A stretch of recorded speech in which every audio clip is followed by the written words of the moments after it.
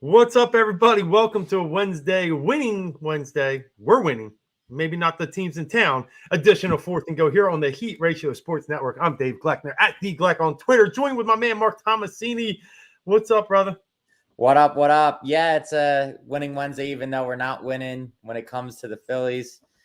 Something we've been getting used to lately, which is still hard for me to get used to after the run we went on. But yeah, life is good. Weather's great. Things are looking up. So, you know what? Teams may not be so hot, but the weather is. So I'll take it. What's it, 4-8?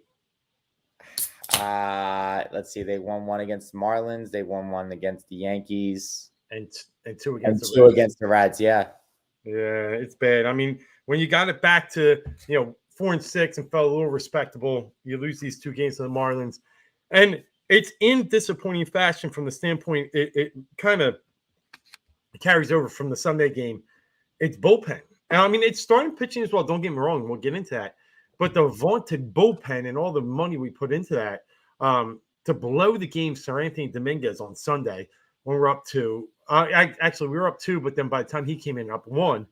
That was awful. And then to get to the beat today, up 2-1 late in the game, and they just can't seem to hold leads. And it was Alvarado let him get back to 2-2, and then obviously the bullpen finished it off in the 10th by letting up that run. It's every facet of the game, but for some reason the bullpen sitting high on my list because of all the investment we put into it.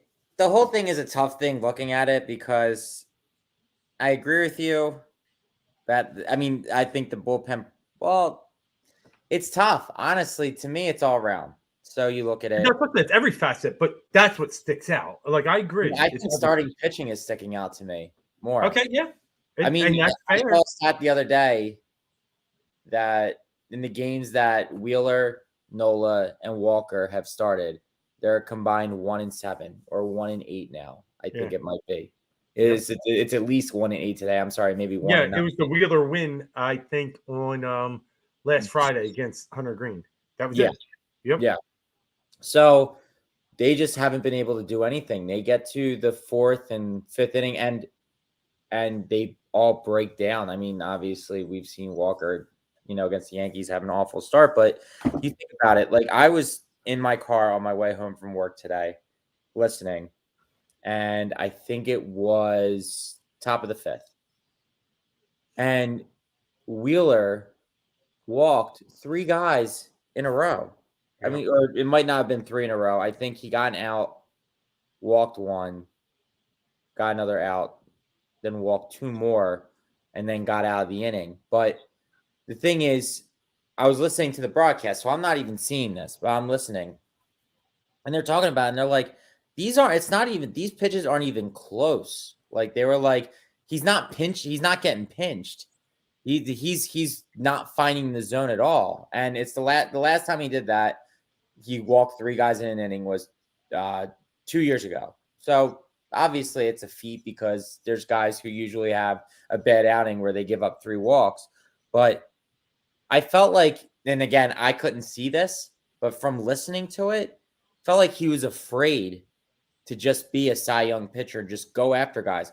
The first walk was the Jacob Stallings. I'm listening to this, and they're like low and away, up and outside. Like, Jacob Stallings, like this guy's a nobody. Like, you bat 110 count, just fire it in the zone and see what happens.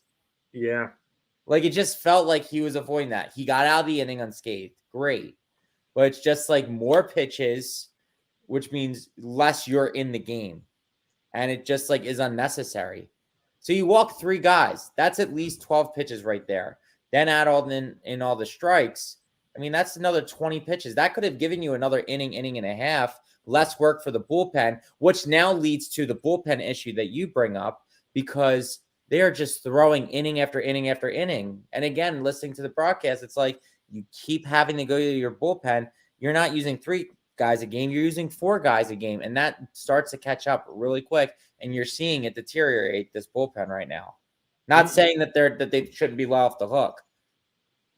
No, and then it also, we can also circle back easily to the offense, right? It's only scored 2 runs today off a pitcher that had come into the, game today allowing like 15 walks in his first 2 outings. Like, it's not good. This offense that we're so enthralled about and excited about, okay, we can say we don't have Reese and Bryce, but in the end, we still got enough pieces in there. And now, Right. I mean, a couple other injuries we're seeing start to come and rear its ugly head like Hall, but you still got to do more. You score 15 against Alcantara, the Cy Young, and you come back with 5 in the next 2 games. So it's everywhere. I get it. I just want to kind of get your temperature and C's checking in. What's up, bud? Yeah, debate. You know what? I was talking to a guy today about this, and you're 100% right. Schwarber last night. Who was it the night before? JT. The base running has been awful, and I don't blame Topper for that. I just think it's a little bit of a lot of it's been on batted balls, so I shouldn't even blame the new rules. But right now, I'm blaming the players. It's definitely on the players because I don't get, like I said, I don't even think that's there's a couple of theories of thought here. I think it's the players because they're not using their right judgment. I think either they think that they're above it and they're not, they're like Marsh last week against the Yankees, where he just completely ran through the signal and then got caught having to go back to third. It kind of falls on Topper a little bit, I think, just because the message isn't clear. I think really why I bring him into this at this moment is just they're so uncharacteristically bad. Where last year, when they went on their run, they were precise. They didn't make mistakes. They kept themselves in games by not making mistakes. Now they're just making mistakes left and right, and I think they're just being careless. I think it's contagious throughout the team right now. Yeah, I just think they're pressing. I think they are. Yeah, sure.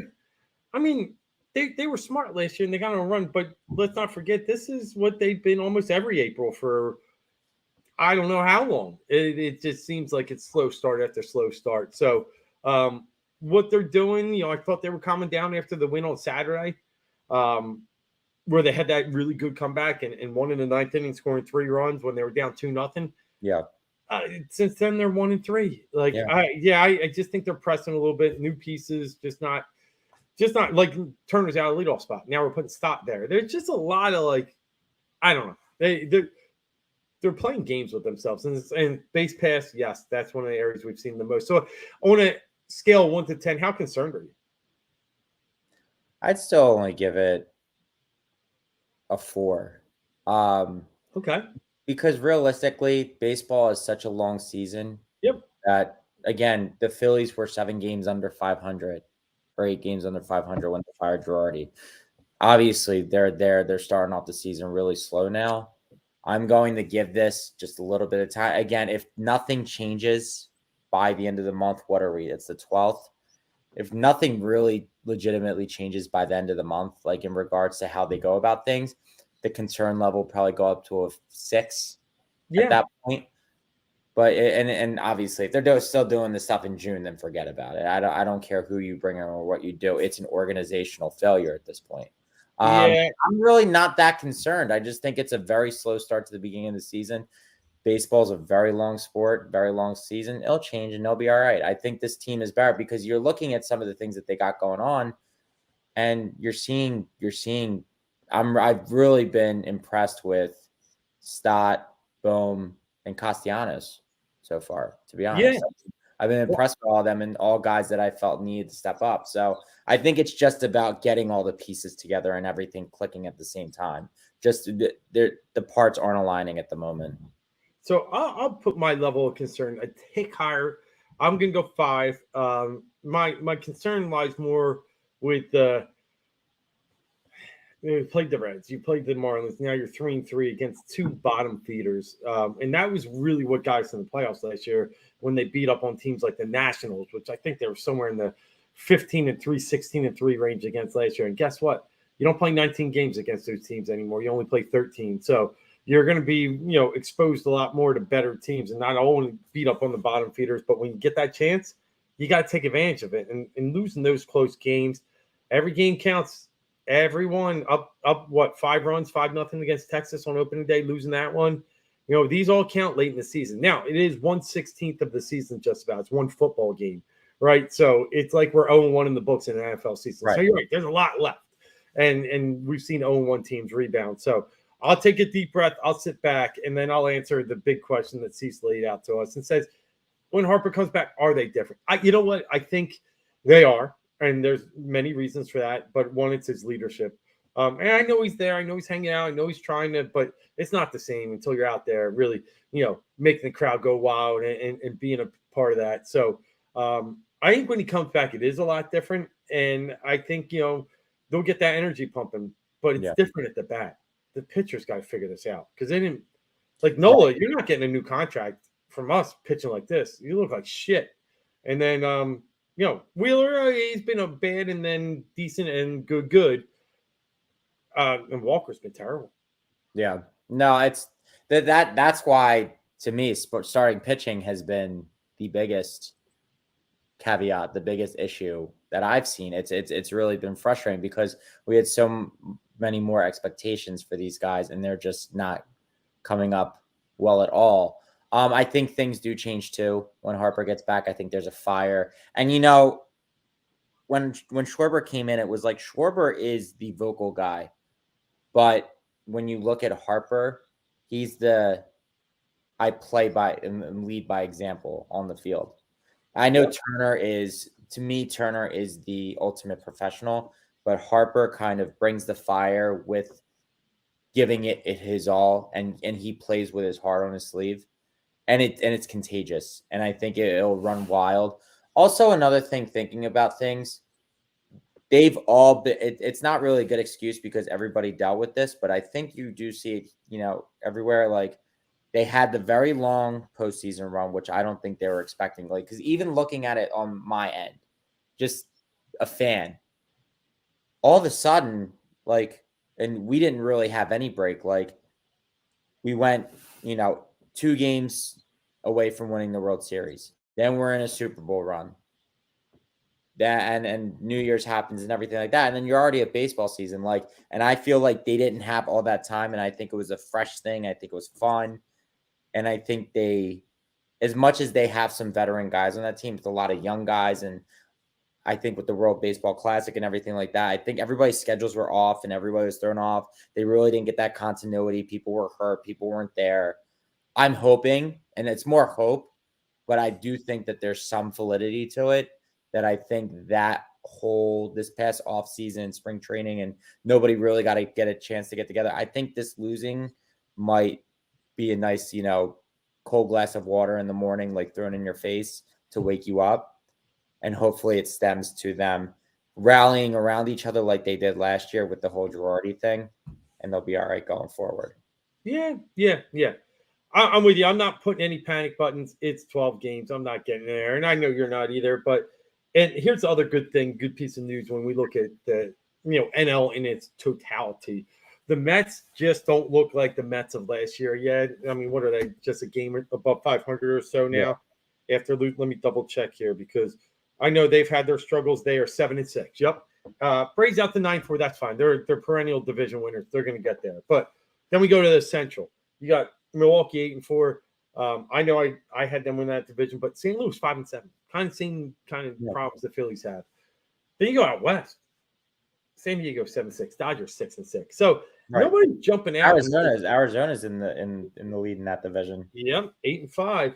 So really, when you look at who they're going to have to battle, they're a game off from those teams right now. So let them. The Braves are going to do Braves things. I got it. But other than that, I mean, they're right there with the teams that they were battling in the playoffs with last year. So I'm not hitting any panic button yet, but I do know that, got to get better. They just got to get better, and they got to play better baseball all around. Base running, defense, bullpen, starting pitching, and situational hitting. And to tell you the truth, they got to find a way to steal some more bags too.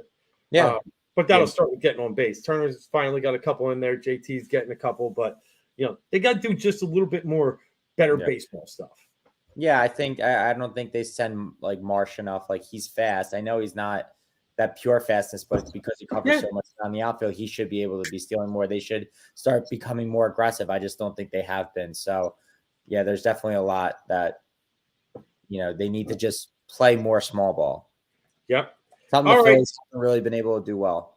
So before we jump out of the baseball picture, I'm a big MLB guy. I know you are too. Anything catch your eye so far in these first 2.5 weeks of the season? No, I mean, I pictured the Braves playing Yeah. well, and I said the Mets weren't going to. Outside of this, like I said, Arizona being in first in the West, that probably was, at least in the NL, one of the bigger things. That was shocking. But I think I did say when we were doing our prediction show that they have a lot of good young players, and it's just Oh about yeah. putting it all I had together. them over. Starting to I had see them it. over their win total, Yeah. but not playoffs. Not playoffs. Right. Right. How about Yeah, you? I guess for me, I mean, it's not surprising. I had this team, over the win total as well in the playoffs, but it is surprising it's the fifth best start in the majors, and that's a Tampa Oh, Bay Rays oh, out to 12 and yeah. 0 now. And a lot of those games haven't even been that close. They stressed one out a little bit today, winning 9-7 against Boston. But team is fun, man. They play baseball all the way around. Yeah. Talking about a team that does everything right. That's the Tampa Bay Rays. They pitch. Zach Eflin's pitching well for him. Ex Well, Philly. he's hurt now. Yeah, and then he did get hurt. You're right, but he was. And they brought up a kid today in Taj Bradley, who's a stud. Goes 5 innings, 8 Ks in place of Zach Eflin. Bullpen's fantastic. They got so many arms, and the hitting is just not only they don't wow you with a ton of power, but they got enough, and they just hit well. So it's really cool to see have nots. Yeah, that's a great point. I totally forgot about the race. So they've hit, at least going into today, I think. Going into today, they had already hit 29 home runs. And that's huge. They were that's- like 26th in the league last year in homers. Right. And I think they've hit 29 home runs, and I think they had only given up 20 or 28 up 28 total runs. Yeah. 29 home runs. No, something like that up to that point in the same amount of time that they had 29 home runs. They've had I think in their first, how many games, a 50 run differential, like in the first 12 games of the season, is like never been seen. They're doing some weird statistical things right now. Yeah, that 29 homers, the next closest team, 21. Dodgers. Mm-hmm. Like they are bashing the ball. You're right. Yeah. And pitching leaders, ERA 1.73. Like they lead the league in runs scored and lead the league in runs against. It's fun to watch. Only other thing I want to just point out here is that it does seem like it's a more exciting brand of baseball. Yeah, it's quicker, it's faster. We talked about this a little bit, but one of the things that came out today is some teams are now opening up beer sales until the bottom of the 8th inning because they're like, "Hey, I'm losing half an hour of revenue here in a way." Right. I'm going to add that onto it. So teams are getting creative there. And then the last point being, I just think it's a smoother game, right? I think the pitchers are getting used to it. You're getting a couple of these. Ohtani got called for it the other day. But for most cases, they're getting used to it. And they're up there and they're pitching. The batters aren't stepping out of the box and moving their gloves 30 times. It's a nice game. Yeah. I know it does seem gimmicky that they had to go this route, but it's working. Working. It makes it much more enjoyable. Like watching today, just seeing pitch, catcher gets it, ball gets back, and you're just like, okay, both the pitcher and the batter are getting ready to go at it again. Like there's not this, like we said, Harper was one of the worst. Like he was step out of the box, do this little thing, like it really changes. It makes it much more enjoyable. There's not that lag time where like then you're sitting on your phone, you're just like, oh, it's not, Yeah. You don't adjourn anymore. You're just like action, and that's what the sport's been missing. So there's a lot of people who are not happy. I think a lot of people are happy with it, but there's been a bunch of people who don't like what's going on. But I think this is for the better. I really do. Yeah. I've heard all positive. I tell you, I went to a minor league baseball game on vacation last week down in Myrtle Beach, the Pelicans, which is a Cubs single A affiliate. And there were times where I had to look up, like, what just happened? Like, it's going, because I was used to the standard. I can talk a little bit. I can look. Right. You got to pay attention. Yeah, which is cool. Now, before we get out of baseball real fast, we did get one more question coming in here. I'm going to answer that and then let me know what you think as well. But in my opinion, no, I do not think they're going to go get a first baseman. I think they're going to. I think they're going to plug and play for now, and I think they might even hope that Bryce Harper plays a little first base too. That we've been hearing rumors of that, especially when you think about the outfield situation with Castellanos, Schwarber, and Marsh and DH. You could always. I mean, it's nice to have him, but if you can get him in the field, you can play with some other DH guys, maybe trade for a bat like that. So I say they try and figure out internally. And plus, if Harper comes back into May, deadline in July, you got some time to figure out if he's a real first baseman or not. Sure. So I don't think they make a move until he plays a little bit there. Yeah. So Zach Gelb tonight, I think probably about an hour or two ago, said that Bryce Harper intends to play first base when he comes back. So there is the intention that he's doing it. Obviously, we've seen the videos of him working at first. It does, and I honestly think that as long as he's not god awful, and that's all we're asking for is him to not be god awful. I think to have him in the field, a guy like him who's a gamer who wants to go, I think that'll keep him even more involved, and that keeps his head right for when he's up to bat. So he's not just like, gets his 3-4 at bats a game and that's it. Like he now has his purpose again because, he's dealt with injuries the past couple of years. Like, and if he's only spending half the time on the field, like if he's somewhat healthy, as long as he doesn't have to chuck the ball, I think it's a great position for him to be in. And I really think it helps him. You're right. And I think about what you're saying there, him being able to be active and part of the team out on the field. Put him at first base, he's going to be able to chit chat and like get up to the pitcher and see what he sees. Just like he was coaching Bomber last year when he knew what pitch would come in. Who was that off? It was off the Padres. It was it was the first game 1 or game 2, first game at home, game 3 against it was against McCullers. McCullers. Yep, you're right. Yeah, they could tell in the way, like the height that he was like throwing his glove, he was tipping pitches. Yeah, and then now he can be in the infield and kind of give some ideas of where to play. So I think it's great. So from that point, Cease, I do think they'll try that experiment out. I think there was no intent until Hoskins got hurt. So, but now that hole's there, you got to do it. You got to do it. So we'll see. They really don't have much in the minors as way of first baseman come. They have a little bit more on the left side of the infield, some talent still out down there, but a lot of it's with the arms. And speaking of that, I did hear that what's his name? Why am I not Mickabell, the other one? Painter was tossing. He's back to throwing. So what I heard was he's been out for 40 days, not throwing the ball for 40 days, and to work your arm strength up. Every day you're out, you probably need that much in your rehab program. So if that's, the way it works, 40 days out from the first day he's pitching, you're looking end of May. So we'll see. Yeah. We'll see. But if I get end of May, I got him the whole season. Yeah, exactly. Yeah. Exactly. So in the 2 months, I mean, probably wouldn't be making that much of a difference looking at it right now. With the way that they've been playing, how much a difference would it have made? Like it's not even like they've been mashing up runs and their pitching has been giving up everything. They just haven't been doing it really on either side of the ball. So it's probably for the better for him. Yeah. All right, let's move over to another team in town, and that's the one that's starting their probably most anticipated playoff run this team has had since the AI era back in the 01, 02 range. And that's your Philadelphia 76ers that we have in the background and wearing proudly with Marc's shirt and my hat here. And listen, if things went the right way in the last week of the season and the Sixers got the best matchup I think they could have got. It's not that I was scared of, seeing the Heat jump up to 6, but fact of the matter is I didn't like what the Heat did to the Sixers last year, nor did I like what they did to them at the end of the regular season. So being able to get the Brooklyn Nets in a series is definitely a more favorable matchup. And hopefully that comes to fruition as we get through here starting Saturday at 1 p.m. But I'll just start with the obvious. We got our playing games, very, very crazy game last night with the Hawks dominating the Heat and people actually talking about Spoelstra needing to get out of there because of one game I think is insane.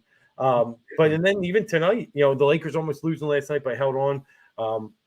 Tonight, I'm just stunned. The Bulls come back from 19 down and win in Toronto. So it's been a crazy start to the NBA playoffs already. but we'll get particularly right into it with the Sixers. And I got to get your takes on the matchup coming up with the Brooklyn Nets. Yeah, of course. I mean, to be honest, I mean, I think, just not even making a prediction, but the Sixers, I think, have their number. Looking at I think we match up well with them. I don't think it's even close. With that being said, and it hurts because it shouldn't even be this way. The only thing that I'm really worried about is Mikal Bridges. He's been playing dominant, and you never know. Again, not scared enough to they're going to lose the series or anything but he's been putting up 40-point games. We've not seen this side of him when he was in Phoenix, and now he has to be the guy. So I understand it. He was clearly not the guy in Phoenix. There are so many different moving parts, but I mean, just imagine what, he could have been here, that would have been pretty neat. But, in regards to that, he could have revenge on his mind. I mean, it's obviously he still pulls for the city. It's not like he doesn't. You can see it right with the Phillies and the Eagles. And I don't think he's I hate the Sixers. I think they screwed him and they messed up big time, obviously. But, you never know if things just,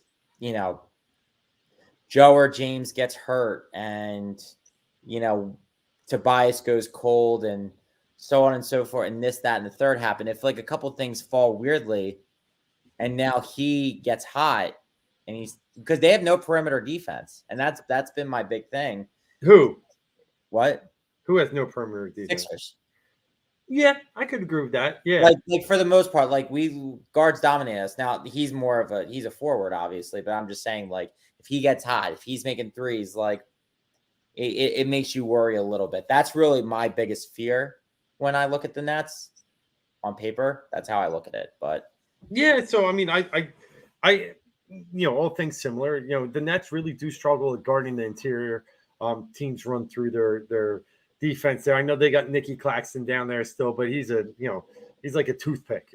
He's big and athletic, but he'll be in foul trouble by middle second quarter.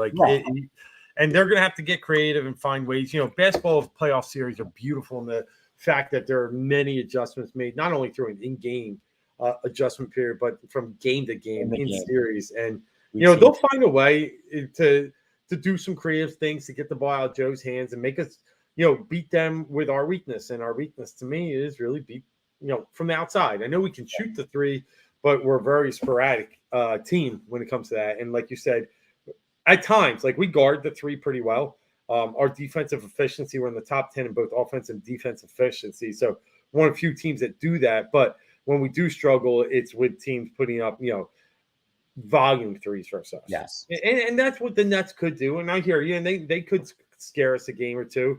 I remember watching the series, what was it, about 3 years ago, D'Angelo Russell. And they came in here and beat us in game one. We were able to get the next three. That's when it was a 5-game series. So that was good. But, they gave us a scare for sure. And that was actually Embiid had to miss a game up in Brooklyn in that series. I forget exactly what it was for. It wasn't for a face fracture because I know it was Toronto. Anyway, we were able to get through that series. And then that might have been the year we lost to the Celtics after. Anyway, I think, definitely a better position to be in this year. The Sixers, I think, 54 wins, right? It was their most wins since back in the Iverson era. Yes. Embiid's belt. So definitely one of those, highly anticipated. We'll see what happens. And I, in order for this playoffs to go different than the previous ones where they all died in the second round, I think they got to win this first series in no more than 5 games. It's got to get done quick. And they got to show some dominance and listen, Boston, I think will handle Atlanta quick, but Ice Trea could get hot for a game or two, maybe extend that a minute, right? Especially if they play with the exuberance they did last night. They beat the crap out of Miami on the boards.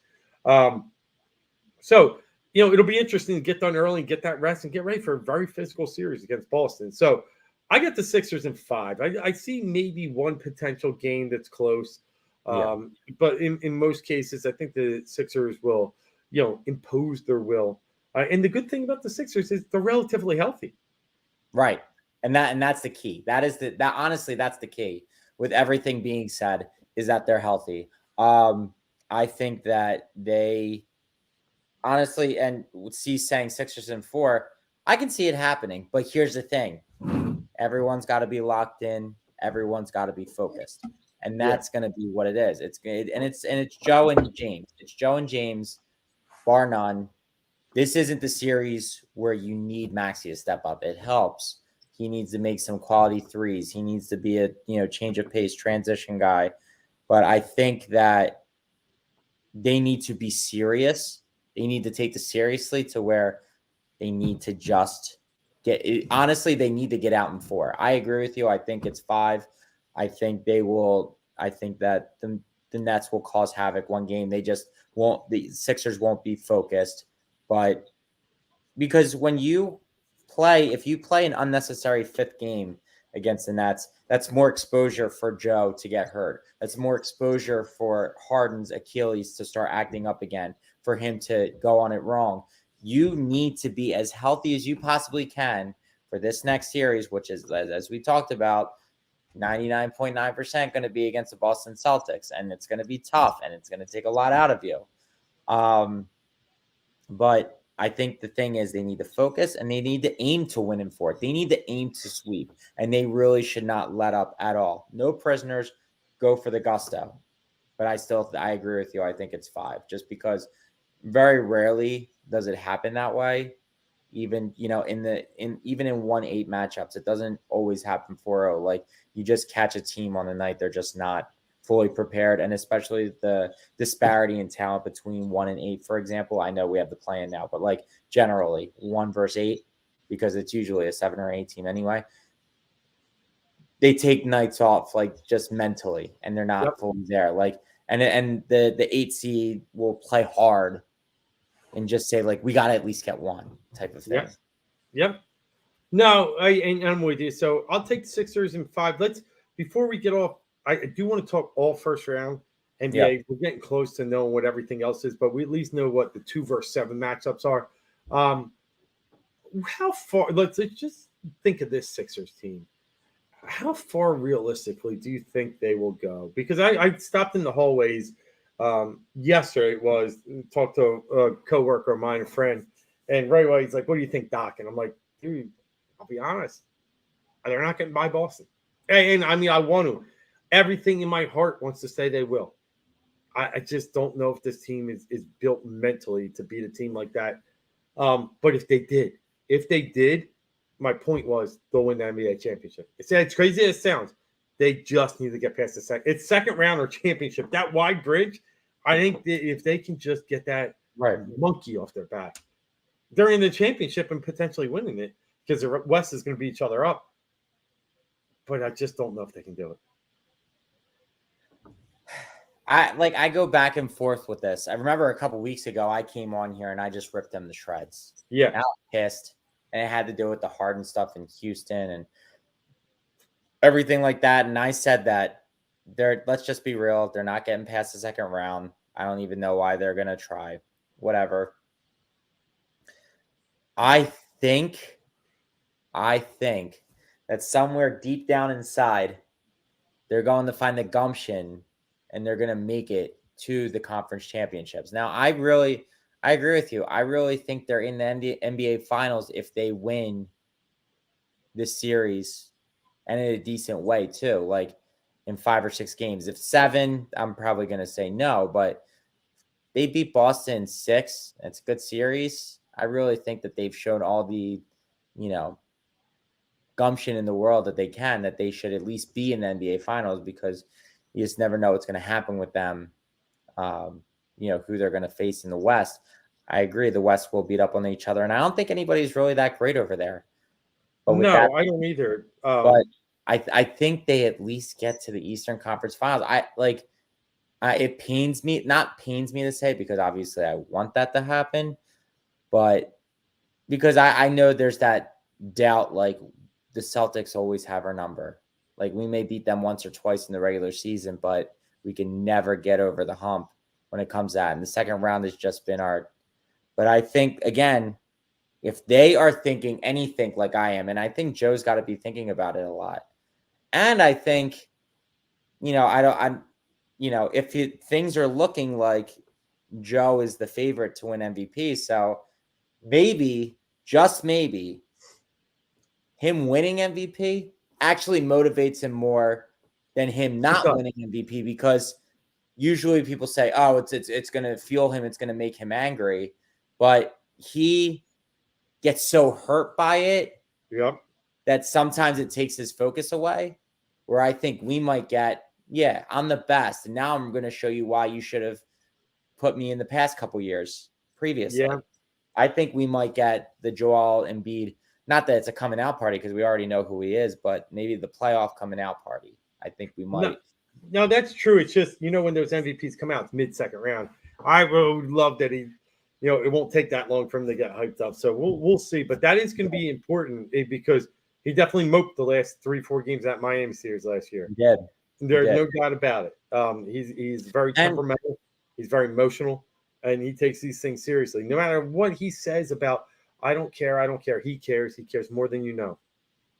Yeah, absolutely. And going back to that Miami series, I know we were talking about Embiid there, but you think about like when Harden showed up in that series, they won those games. When he didn't show up, they lost those games. Yeah, I think we have full-time Harden this year. Now, again, as long as he's healthy, I think we have full-time Harden this year. When he's healthy, he's giving you everything that he's got. And I think that could be the difference here. Because, and you saw it like in the Celtics game a couple weeks ago, or like, I guess like a month and a half ago. Tatum hits that crazy shot at the end, but Tatum was held to 13 points. Like they have that in them. They were leading most of that game. I think they're going to finally put it all together. Yeah. I really, I hope so. I can just say this.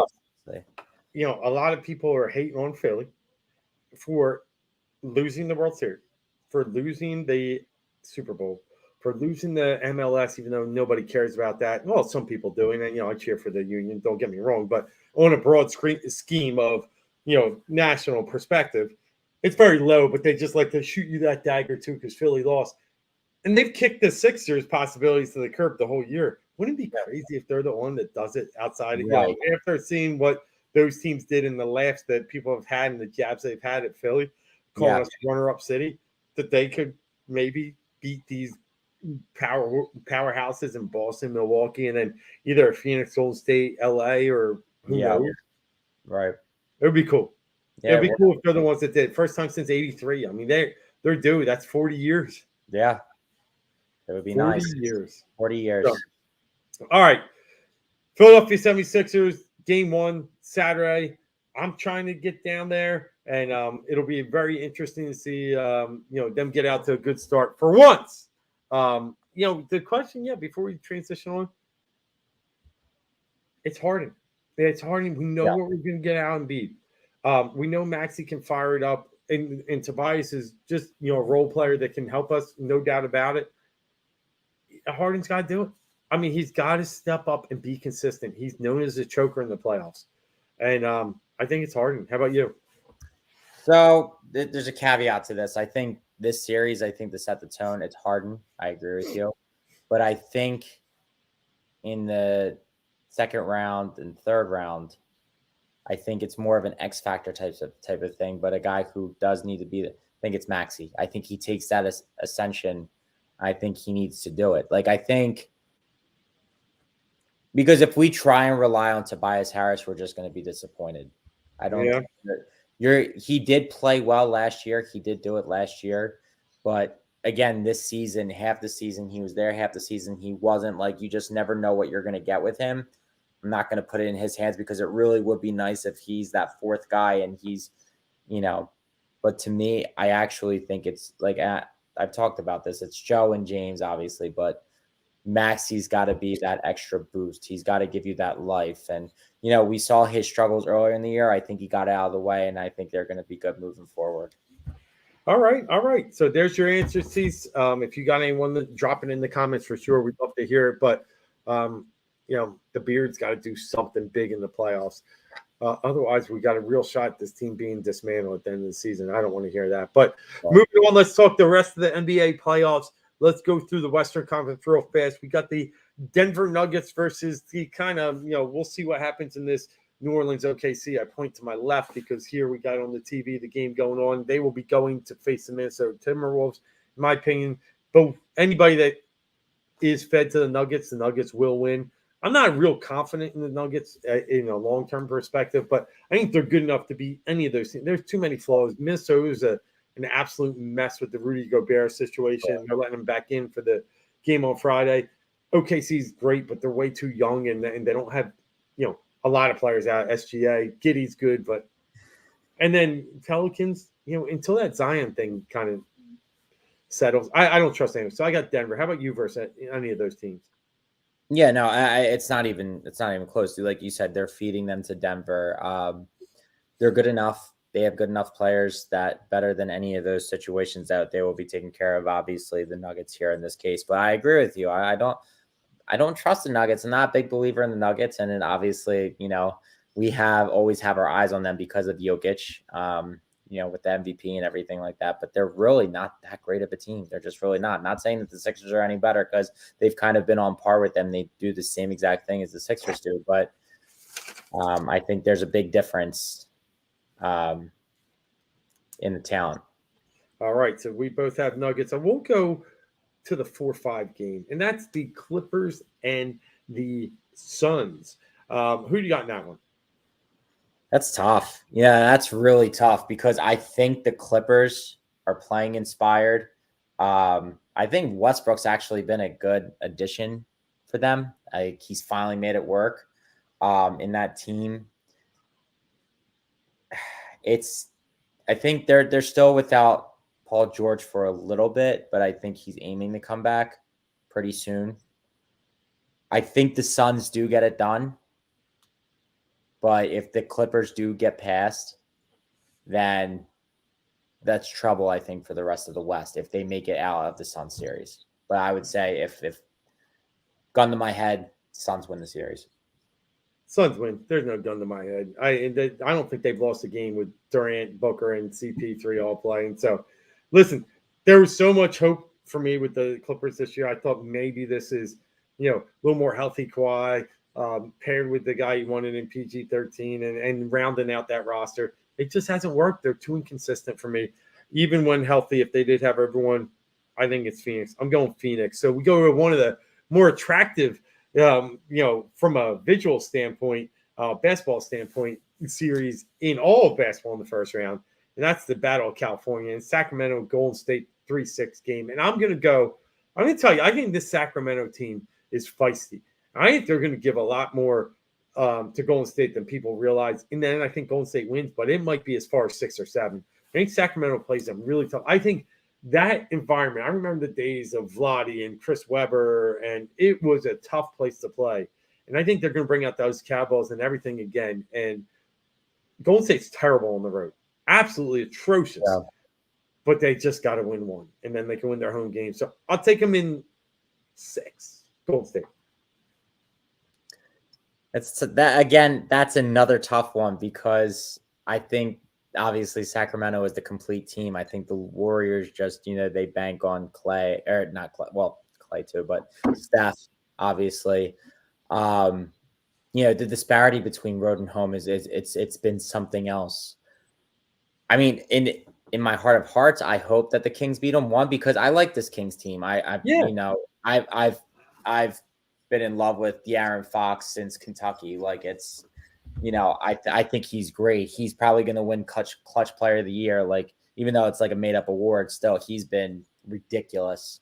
He's been everything that I thought he was going to be and probably more, when he came up from nothing, but I would love to see them beat them because also that I think the Warriors are the team I would want to play the least in the finals.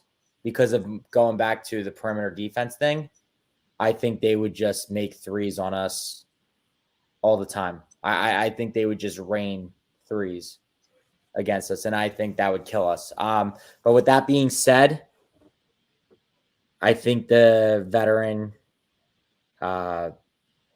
experience of the Warriors pans out, and I would say in 7. Warriors in Okay. 7. I'll give you Memphis Lakers to round out the first round of the West. Memphis Lakers. This is tough because the Grizzlies are the better team. The Lakers are inconsistent because they're always hurt. I think the Grizzlies end up winning, but I'll tell you, I used to think that this Grizzlies team was awesome. I can't stand them. Yeah. I cannot. They're Dylan Brooks and Ja Morant, and I was a huge Ja Morant fan, and he does this to himself. They're awful. They are awful. I think they make it to the first round, lose in the second, but I'm gonna say the Grizzlies in 7. All right. I don't hate it. I'm going to tell you, I'm similar to how your feelings for the Grizzlies. I love that, kind of like young team, small market, nobody. They're chippy. They're bulldogs. But then they turn into this, arrogant team. And Yeah. like even it started early in the season. Ja Morant was interviewed by someone around game 20. Who you worried about in the West? And he said the Celtics. They said they don't play in the West. He's like, I know, I'm not worried about anybody. Yeah. I'm only worried about the East, the Celtics. Dude, Yeah. who are you? Where you been? And then the same stuff with the, I don't care. I'm not a huge Draymond guy, but I respect his competitiveness and his will to win. Like, who are you to talk smack back to Draymond about all this stuff? Like, it's just, you guys are nothing. You've won Like absolutely nothing. Dylan Brooks makes Draymond look like an angel. Yeah, and then now he says, "Yeah, I want to play LeBron. I'd love to put him away early." Like, why?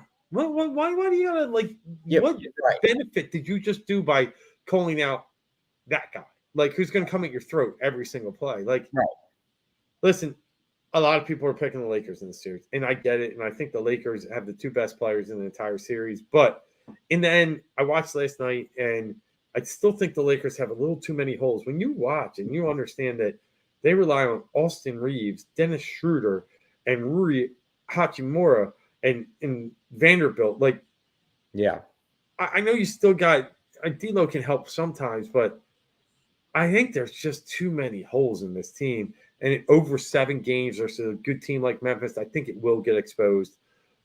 Memphis will get hurt late because the Steven Adams stuff is bad. Yeah. Like, not having him is really going to hurt. But I'll take Memphis as well in 7, which leads us, let's finish out the West. We're similar. We picked all the same. So we got Denver, Phoenix. Who you got? Phoenix. Agreed. I got Phoenix.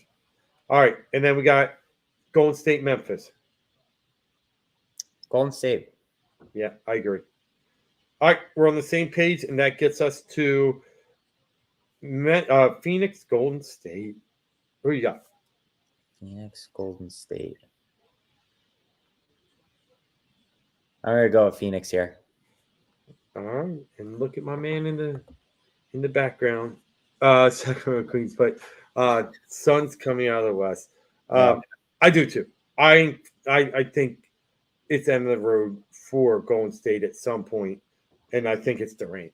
Yeah, and it's just look, if we get Phoenix, Golden State, that's one. That's gonna be wild. Yeah, wild. So I mean, really, anytime you have Durant versus Curry, it just works.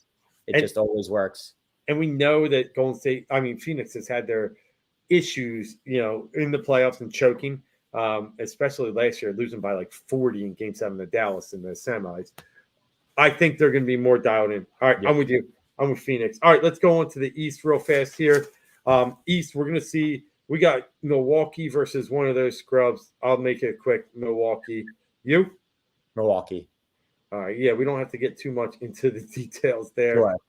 What I said earlier, we went 4-5 here. So really intriguing series with Cleveland versus the Knicks. The Knicks really making a surprising run this year.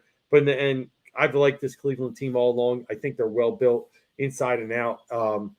They might need a piece or two here or there, but they got young talent. They got, potential top 5 MVP caliber players in Donovan Mitchell. I'll take Cleveland.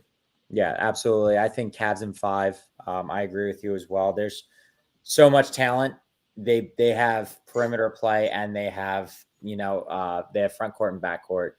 They have it all. They're just inexperienced.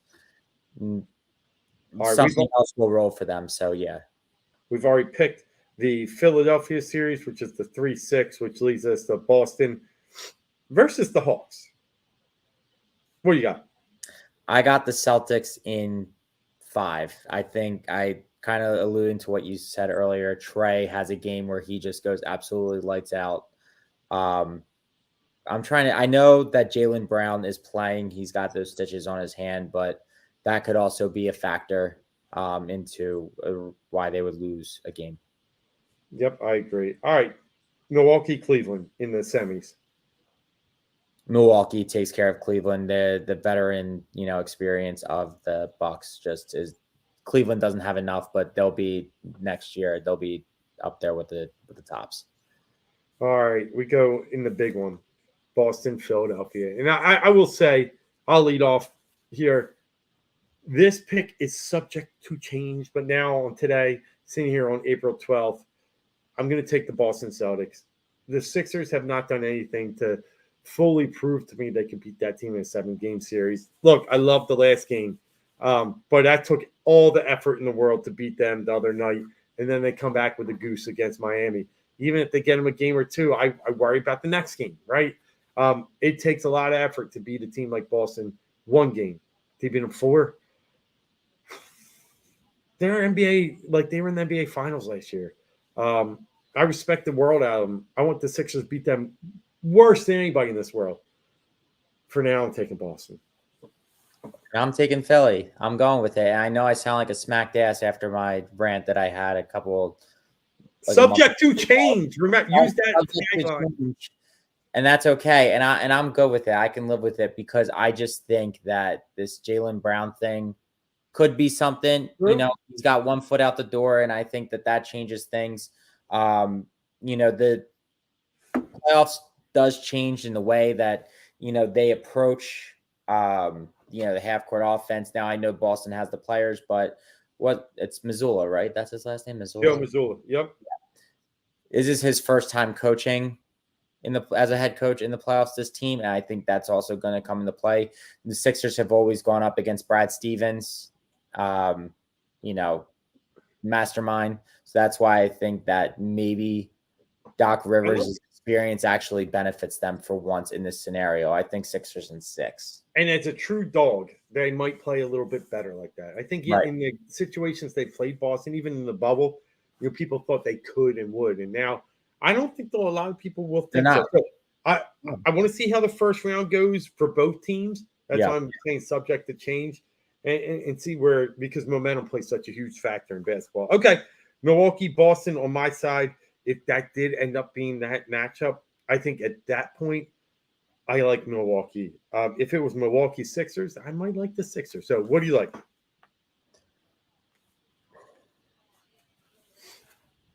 My heart wants to say the Sixers, but I'm also going to say Milwaukee in that scenario because I think that the Sixers will have exerted everything to get the win over the Celtics. And I think it'll be a long series, and I think it could go 6 or 7. But you just get some nights where they just can't do anything with Giannis, and then a guy like Drew steps up, or Middleton. So to me, I think Milwaukee in 7. I love it. See, I would like. You might see me climb a pole if if Philly gets them in 7. Yeah. I hear you, buddy. I love it. But if we get to your scenario though, we'll finally get the Giannis Embiid matchup in the playoffs. How has that not happened yet? Right. We've been so close. So, I mean, I'm really amped up if we can get that. All right. We both have Milwaukee Phoenix. And guess what? That was a finals just a few years ago where Giannis got the 50 burger or 50 nug. Is there a 50 piece? Whatever it was when he went to, I think, Chick-fil-A. Yep. Yeah. I think it's different this time. I'll take Phoenix as my champions of the NBA. You would think that we talked about this and we planned this before, but I agree. I mean, it's the Kevin Durant show. In the scenario, I think it could be the story kind of that the NBA wants. I know it didn't go the way as they planned, but it kind of has worked out. Chris Paul gets the championship, Booker gets the championship, Durant they can kind of say that Durant was the puzzle piece that put it all together. It's different than the Golden State scenario. I think it does a lot for Phoenix. I think it does a lot for the NBA, and it ends up working out in their favor. It's yes, did he place himself there? Sure, but it worked. So that would be. I think it's all Kevin Durant. Yeah, and in the end, I think the big part there that we'll always look back to is health with Phoenix, right? Durant's really like almost glass right now, Yeah. and getting hurt in warmups. Chris Paul is almost 40. Booker missed a healthy amount of time this year of 20 plus games. So Phoenix stays healthy, so I put the asterisk on it. I love them, but they are a team that could really get hit by that injury bug real quick. So. All right, Mark, we got a few minutes left here to hit the other teams. Talking about the NFL and where we're at here, the Eagles sitting here, noise at 10. I see a lot of mock drafts. I'm still of the belief there's no way they end up at 10 in this draft. But if they do, there's only one reason. And that's that big boy coming out of Georgia. I can't see him falling all the way down there. That's but if he does, they're going to stand put, I think. Yeah, I think so. To me, the whole situation is, I'll be honest, I really don't want anything to do with him. Why? I don't like it. It stinks. It reeks of what his situation with the team? Yeah, I don't like the way that him and Drew Rosenhaus have approached this. That we're not taking meetings with anybody outside of 10. We've been told that we're getting drafted in the top 10. Well, when you're so hell-bent on that, you're too confident. You're cocky about it. Like because you never know too. Those teams who aren't in the top 10, maybe they try and trade up to get into the top 10. So who are you to say that say the Jets, they don't want to give up 13 and they end up they don't make the Aaron Rodgers trade, or they don't give up that. The Jets are at 13 and they decide, we're going to trade up for something else, and we really want to get Jalen Carter. Like, why wouldn't you take that meeting? Yeah, no, I hear you. I don't love Rosenhaus, but I mean, if you get a generational, probably is a little wide, but if you get if the player of his caliber at 10 and you pair him with his old partners and Davis and Dean, like, I get it. I just, to me, I don't love it at all. It doesn't excite me. I do. I know. And I know that I will grow to it if it happens, but I don't think he gets there for one. Yeah, no, I'm with that. And two, I don't like his attitude. I don't like what, the situation that he put others in with it. And I'm not trying to make this about the off the field stuff, but that lingers into the on the field stuff too. Yeah, and I think the Eagles have done a good job for the most part of avoiding that lately. So last time we were picking in this position 2 years ago, there was one guy who won it so bad. It was Devontae Smith. And I was like, I don't think he'll get there. And somehow he was there to a point that we had to trade up and make a move. So there's a chance. I'm telling you, there's a chance guys can slip, because this is becoming one of those quarterback drafts similar to 2 years ago when 4 went in the top 10. That they're, you're going to see 4 in the top 10 here. Well, if not 5 again, right? Yeah, I was about to say, well, it's not the craziest thing in the world. I don't know. It's a game that's being played throughout the NFL, but the one caveat to that is if Hayden Hooker is Hendon. If somebody really is Hendon Hooker. Sorry. Yep. Hendon Hooker out of Tennessee. Yep.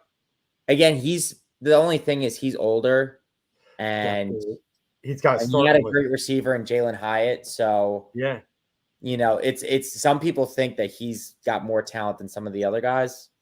If they do, I mean, if 5 go, there's no point to even move. You'll get something really good. Yeah. The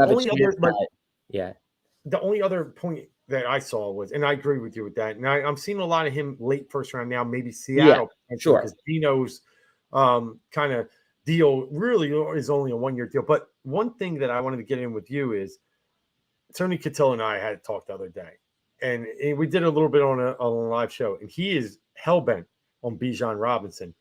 I'm not, and I don't say that in any like disrespectful way. I love him. I just don't take running backs in the top 10. You want to give me him on a platter at 20, I'm all in, right? I can't take a running back at 10. I can't. The way their value is anymore, I want Skoronski instead. If I don't have Jalen Carter there, give me the big tackle from Northwestern. Here's a problem you have, and you have 2 first, so I think it gives them more of an opportunity to be able to do this. But it sucks that it's 10 and it's not like they're at 15. I honestly think if they can trade back a couple spots and be able to get him, I don't think he's getting past 20. If they can find somebody who needs to get up there for some reason whatsoever, whether it is a quarterback or something, that would be great.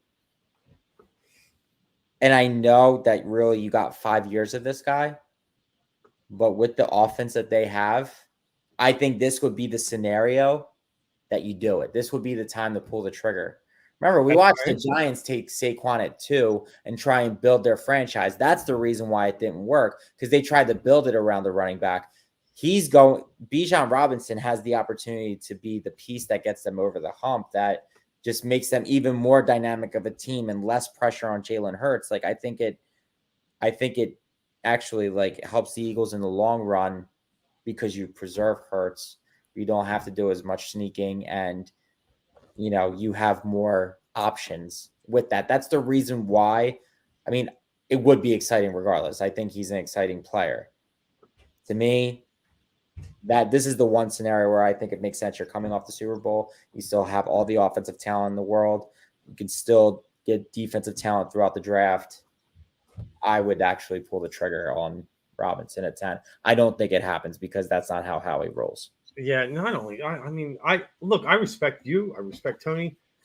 I don't get how we could say pick a running back at 10. Give me Todd Gurley. He lasted 3 years until he faded out. You said 5. Like, these guys are going to get hit and moved, and we don't even give the ball to them more than. Look, I love Bijan Robinson. I absolutely adore the player. I'll take Jahmyr Gibbs back at 30. I'll take. Yeah.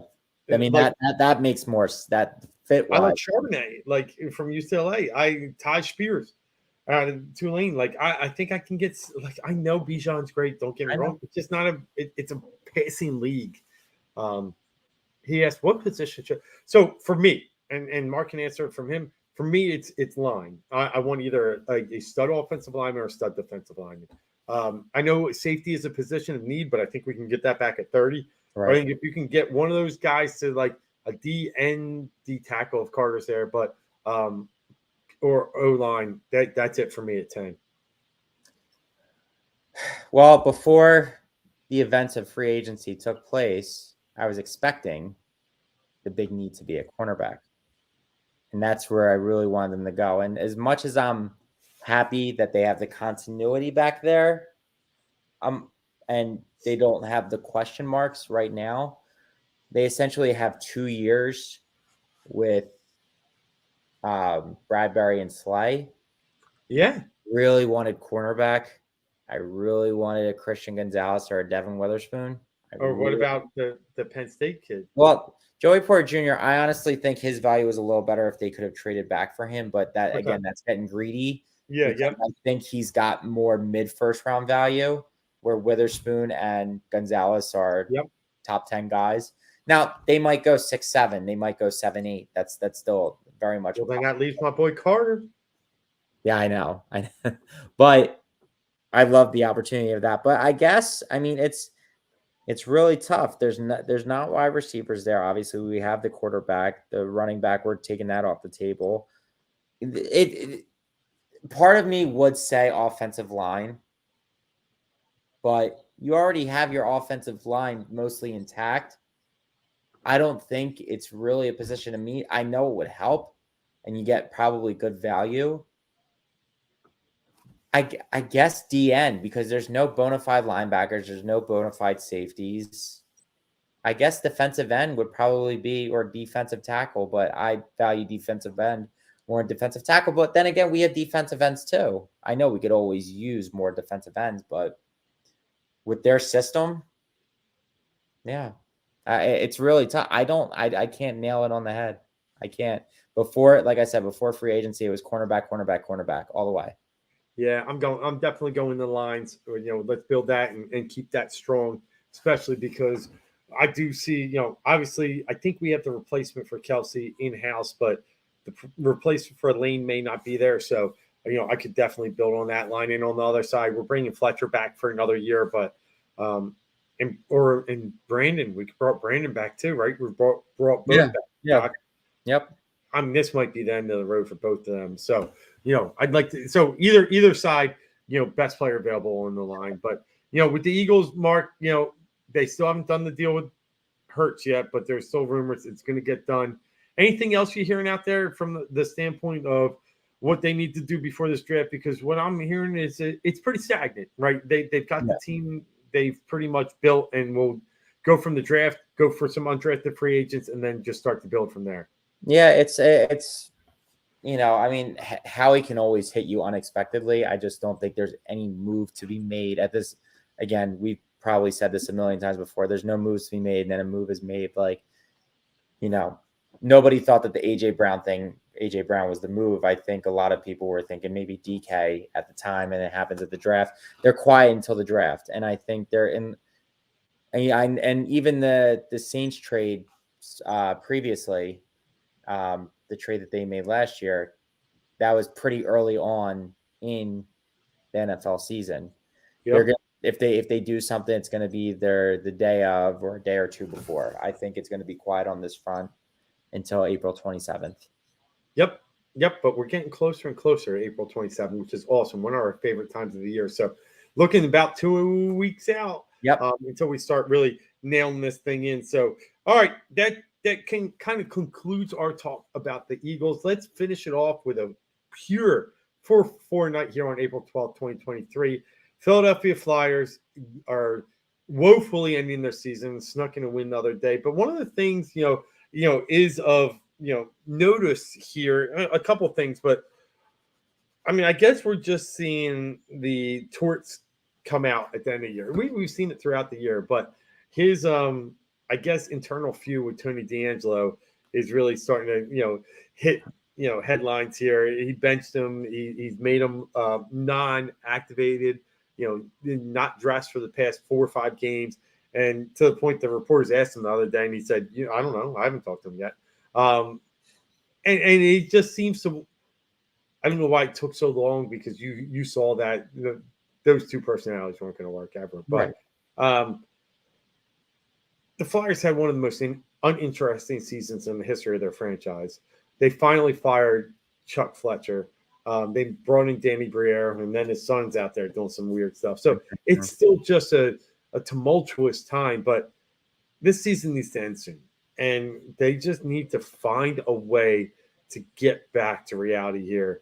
But my thoughts on this opening season was horrendous. An opening season of Tortorella. I had so much higher expectations. They even came out one of the first few games of the year and seemed competitive. It was worse than I thought it could be.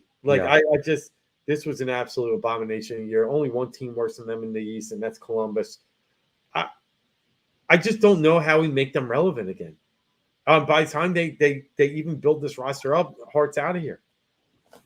Right, and that's going to be the issue. I think I know that wasn't going to really be a thing, but they tanked horribly because they're right now the 7th worst. They have the 7th, and they're going to be in 7th at 73 points because Washington above them has 79. So it's not even close. So they're going to finish with the 7th worst record, or the seventh least amount of points. And obviously this is the draft of Bedard, but I've heard that there's like 5 guys that are like all-star caliber players. And the Flyers are probably going to be sitting on the outside looking in. Now I could see like they getting like 3 or 4, but like, for what did they play the way they did for? It's just such a hard task And I don't know when they'll actually be able to get to a place where they can acquire a star. I really think that for their situation to be able to move them forward, because I think this is going to be a long time coming for them, for the stars to align. They couldn't even do this properly. Again, I think they hired Torts too soon. I think you kind of bring in somebody, just a guy with an opportunity, just to see what happens, but they didn't do that. And now they missed out on Johnny Hockey, obviously Johnny Gaudreau, who's now in Columbus, which is also they just flat out chose not to sign him. right. They decided trading for Tony DeAngelis and his stupid salary and giving away players for a guy that nobody in the NHL wants. And then restolen and re-signing him for a high. Like they decided to put their money in those two shitheads. Yeah. And that's why Fletcher's going. Not only is that why he's going, his moves at the trade deadline, which were none too big goose eggs, or another big reason. But I agree. I'm sorry, but when that just hit a nerve when saying we didn't sign. That was one guy that didn't sign. Everybody wanted him. He wanted to be here. Right. Literally, and it could change the landscape of your franchise, just that one move, just because it made, I don't think they would have been that much better this year. They would have been a little more exciting. But one, you get fan interest. You get people buzzing. You get people to go to your games. You bring in revenue. You get more money. And then two, maybe I know there's been talks that he's a little bit of a diva, but maybe other people want to play with this guy, and maybe there's some more excitement around, but we're not going to look into that. Now, I know Columbus didn't do well this year, but still. Yeah. Well, he's probably dying to get out of there, but it was a disaster of a year, and it's a shame because this is a hockey town. This is one of the core hockey towns in all of America, and it's dead. And it's dying, and that's not the way this should be. Detroit, another one that's out there dying. But I did watch the Boston game on Sunday. I was flipping around, so that's good. Like they did play hard, right? Pasternak, I know, got that hat trick, but they were trying to prevent that ultimate win by the Bruins to break that NHL record. But it still doesn't matter. They didn't play hard enough. He's got another year to figure this out.